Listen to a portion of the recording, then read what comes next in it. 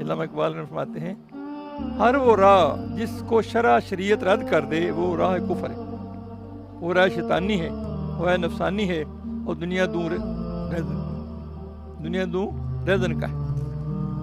حضرت بستامی نے فرمایا میں نے 30 سال لگاتار عبادت کی، مجھ کے غیب سے آواز آئی کہ اے ابو جدید، اللہ کے خزانے عبادتوں سے بھرے ہوئے ہیں، اگر تو کو لذت وصل الہی چاہیے تو ذلت و فقیری عزت تلاش کر۔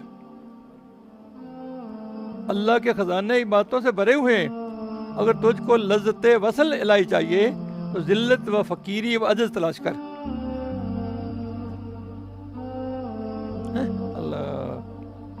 اور کسی حالت میں بھی نفس سرکش کے پھندے اور ورگلانے میں نہ آنا، یہ تو ہر لباس و ہر حالت میں آ کر ورگلائے گا۔ علامہ ثبت اقدامی علی صراط مستقیم، اللہ میں صراط مستقیم پر قائم رکھ۔ اللہ کہتے ہیں جو اللہ کی مقرر کردہ حدوں سے آگے بڑھے اس نے اپنی جان پر ظلم کیا، اور ظالم کو اللہ پسند نہیں کرتا۔ اور سمجھ آئی نا، ہم جو بھی کہا تھا نا کہ ہم اسلام زندگی میں توفیق عطا فرما، اس کے لیے آپ کو رہنمائی مل رہی ہے نا کہ بعض تعمیر سے کیا فرما رہے کہ 30 سال عبادت کی تو اللہ ادھر غیبی آواز آئی نا، پھر کہ عجز اختیار کر، عاجزی اختیار کر، فقر اختیار کر۔ اہل اللہ دنیا میں رہ کر بھی دنیا سے بچے رہتے ہیں، پرہیزگاری کی زندگی گزارتے ہیں، وہ دنیا میں آتے ہیں مگر دنیا ان میں نہیں آتی،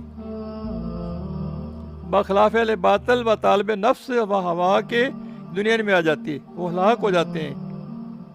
مولانا روم فرماتے ہیں، ترجمہ پڑھ رہا ہوں، یعنی کشتی کے اندر پانی کشتی کی ہلاکت ہے، جب کشتی کے نیچے پانی کشتی کی حفاظت ہے۔ یہ غفلت وہ ناسور ہے جو غافل کو کہیں کا نہیں چھوڑتی، نہ اس کا دین کو ہوش رہتا ہے، نہ عقل کا، نہ اللہ کا، نہ رسول کا، بلکہ ہلاکت ہی ہوتی ہے۔ بلکہ حالت یہ ہوتی ہے کہ دن عیش میں کھونا تجھے اور رات بھر سونا تجھے، خوف خدا شرم نبی یہ بھی نہیں وہ بھی نہیں۔ جو غافل ہیں ان کا ہی حال ہے۔ کیا حال ہے کہ دن عیش میں کھونا تجھے اور رات بھر سونا تجھے، خوف خدا شرم نبی یہ بھی نہیں وہ بھی نہیں۔ نہ اللہ کا خوف ہے، نہ نبی کا حیا ہے۔ اللہ